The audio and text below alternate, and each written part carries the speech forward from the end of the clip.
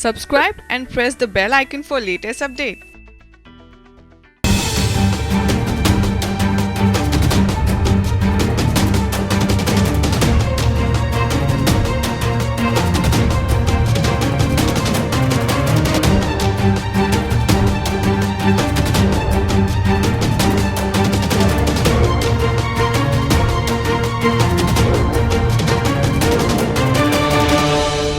नमस्कार, मैं हूं राहुल शर्मा और आप देख रहे हैं एसपीएन न्यूज। पीएनबी घोटाला, जी हां, पीएनबी घोटाला इन दिनों चर्चाओं में है।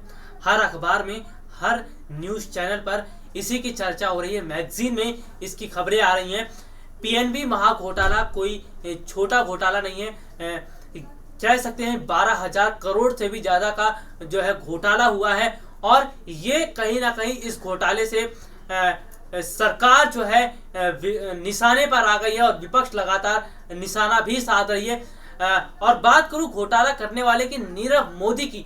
जी हां, देखिए, घोटाला करने के बाद नीरव मोदी को जब इस बात की भनक हुई कि उनके ऊपर मामला दर्ज किया जाएगा, उनकी गर्दन जो है पकड़ी जाएगी, तो इससे पहले ही उन्हें अंदेशा हो गया था और वो देश छोड़कर विदेश भाग गए थे। जी हां, बताया जा रहा है कि जो नीरव मोदी हैं वो इस वक्त स्विट्जरलैंड में है। लेकिन नीरव मोदी से जुड़ी जो है तमाम खबरें जो है आपको हर अखबार में और टीवी चैनल पर दिखाई जा रही हैं। लेकिन हम अपने चैनल पर और हम अपने इस खास प्रोग्राम पर नीरव मोदी से जुड़ी एक ऐसी खबर आपको दिखाने जा रहे हैं जो शायद ही किसी और टीवी चैनल या कह सकते हैं किसी और पेपर में आया होगा। जी हाँ, हमारे पास नीरव मोदी से जुड़ी बहुत ही अहम जानकारी आई है और ये जानकारी जो है हम अपने चैनल पर आपको दिखा रहे हैं, अपनी इस रिपोर्ट में दिखा रहे हैं। तो मैं आपको बताता हूं कि क्या है वो नीरव मोदी से जुड़ी एक दिलचस्प बात, या कह सकते हैं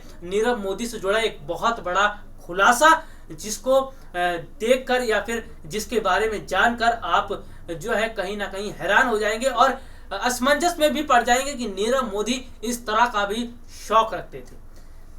बात करता हूं नीरव मोदी की, तो जी हां, हमारे पास जो रिपोर्ट है आपको मैं बताता हूं कि देखिए, नीरव मोदी से जुड़ी एक जो खबर है वो ये है कि कभी संगीतकार बनना चाहते थे नीरव मोदी। हाँ, देखिए, गुजरात में उनकी जो पुरखे हैं वो पापड़ बेचते हैं। तो देखिए, एक कारोबारी जो बिजनेसमैन को जो है एक संगीतकार बनने का भी शौक था। देखिए, ये जो है खुलासा हमने अपने प्रोग्राम में किया है। तो इससे पहले कि अगर मैं बात करूं तो कहीं ना कहीं जिस तरह के उनके शौक थे वो कहीं ना कहीं बहुत कुछ अपने आप में अलग थे और वो दर्शाते हैं कि नीरव मोदी किस तरह के जो है शख्स हैं। जी हाँ, मैं आपको बता देता हूं, आज भी नीरव मोदी से जुड़ी कई रहस्य जो है कई बातें बनी हुई हैं। इस सफलता की कहानी लगभग 100 साल पहले गुजरात के एक छोटे से जिले से शुरू हुई। नीरव मोदी किस तरह से एक इतने बड़े कारोबारी बने, किस तरह से उन्होंने डायमंड कंपनी जो है एक बड़े स्टैंड पर खड़ी की और किस तरह उन्होंने बैंक को जो है बैंक से लोन लिया और बैंक को जो है इतना बड़ा झटका दिया, इतना पैसा जो है कई करोड़ों रुपए गमन किए। ये सब चीजें जो है हम आपको बताने वाले हैं। देखिए, देश ही नहीं, दुनिया के नक्शे पर जिस ब्रांड नीरव मोदी ने अपनी लॉन्चिंग के सिर्फ कुछ सालों के भीतर दबदबा कायम कर लिया, उस ब्रांड के मालिक नीरव मोदी के खानदान का सफर गुजरात के बेहद छोटे से इलाके से शुरू हुआ था। 5 फीट 5 इंच की कदकाठी वाले इस शख्स को देश के सबसे बड़े बैंकिंग घोटाले से पहले बेहद चुनिंदा लोग ही जानते थे और आज भी नीरव मोदी से जुड़ी कई बातें रहस्यमय बनी हुई हैं। इस सफलता की कहानी लगभग 100 साल पहले गुजरात के एक छोटे से जिले से शुरू हुई थी।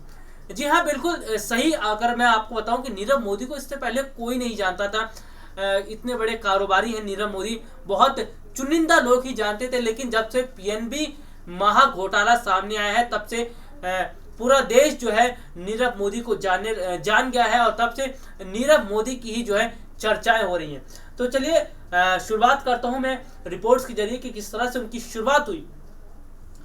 नीरव मोदी का परिवार गुजरात के बांसकाठा जिले के पालनपुर का रहने वाला था। लोग ये भी कहते हैं कि नीरव मोदी के दादा और दादी पापड़ बेचा करते थे। नीरव मोदी के मुताबिक उसके दादा सबसे पहले हीरो के कारोबार के लिए लगभग 90 साल पहले बेल्जियम पहुंचे थे। हीरो के जिस व्यापार को दादा ने बेल्जियम की धरती पर जमाया, उसको नीरव मोदी के पिता दीपक भाई ने आगे बढ़ाया। देखते ही देखते दीपक भाई बेल्जियम के सबसे बड़े हीरा सप्लायर बन गए।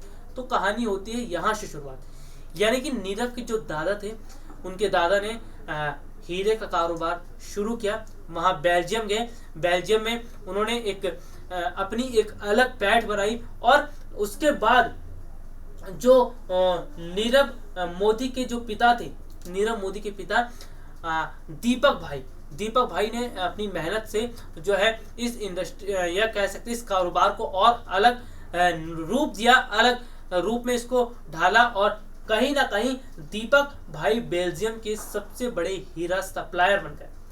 हीरा व्यापारी कीर्ति भाई शाह कहते हैं, बेल्जियम में दीपक मोदी का बहुत बड़ा नाम था। सूरत और मुंबई में सारे व्यापारी उनके यहाँ जाते थे।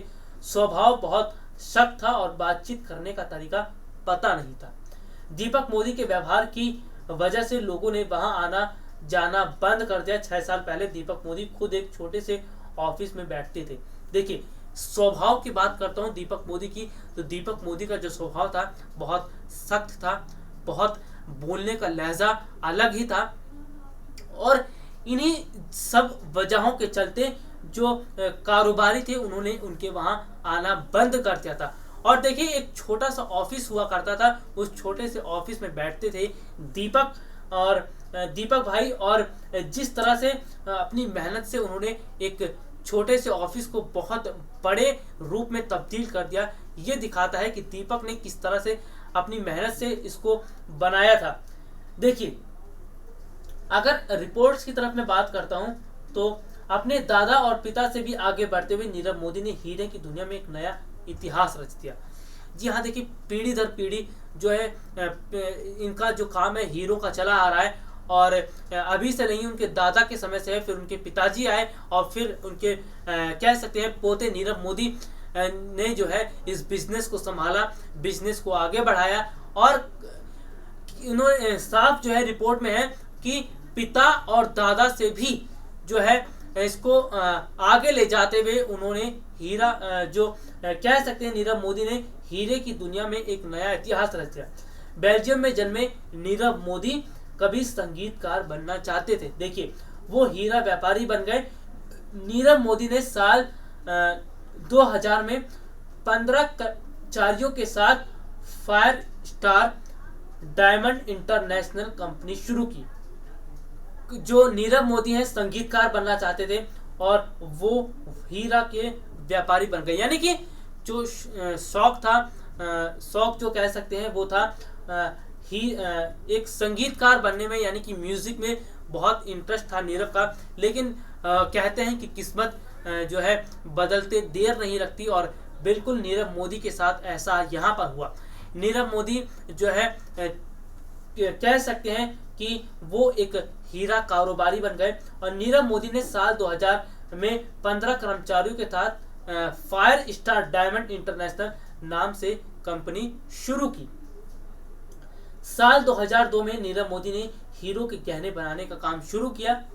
नीरव मोदी की कंपनी फायर स्टार डायमंड करीब 14,700 करोड़ की है। उनकी कंपनी फायर स्टार डायमंड की बात करें तो उनकी कंपनी 14,700 करोड़ की है। दिल्ली, मुंबई, लंदन, हांगकांग जैसे शहरों में उसके करीब 16 बड़े और आलीशान स्टोर हैं। देखिए, यूएई की फायर स्टार डायमंड एफजेडआई मोदी समूह की सबसे बड़ी सब्सिडियर कंपनी है। 2016-17 में कंपनी का मुनाफा 582 करोड़ था। 2016 और 17 की अगर मैं बात करता हूं तो उस दौरान कंपनी को बहुत बड़ा फायदा हुआ था। जो मुनाफा हुआ था वो हुआ था 582 करोड़ रुपए का। वक्त के साथ ब्रांड नीरव मोदी का हीरो के व्यापार में कद और रुतबा दोनों बढ़ा। इस व्यापार में ग्लैमर का भी ताड़का लगा। नीरव मोदी अक्सर हॉलीवुड से लेकर बॉलीवुड की चर्चित हस्तियों के साथ देखे जाते रहे। वॉशिंगटन से लेकर प्रियंका चोपड़ा से लेकर लिसा हेडन तक जैसे सितारे भी ब्रांड नीरव की मोदी के साथ जुड़े। देखिए, बॉलीवुड ही नहीं बल्कि हॉलीवुड, जी हाँ, हॉलीवुड की अभिनेत्रियां भी नीरव मोदी के साथ जुड़ी। अगर मैं बात करता हूँ प्रियंका चोपड़ा की, तो प्रियंका चोपड़ा भी जो है इनकी कंपनी के लिए ऐड करती थी, इनकी कंपनी की ब्रांड एम्बेसडर थी। और प्रियंका चोपड़ा ने भी जो है खुद केस ठोक दिया है नीरव मोदी पर कि नीरव मोदी ने उनके पैसे नहीं दिए हैं और वो फरार हो गए।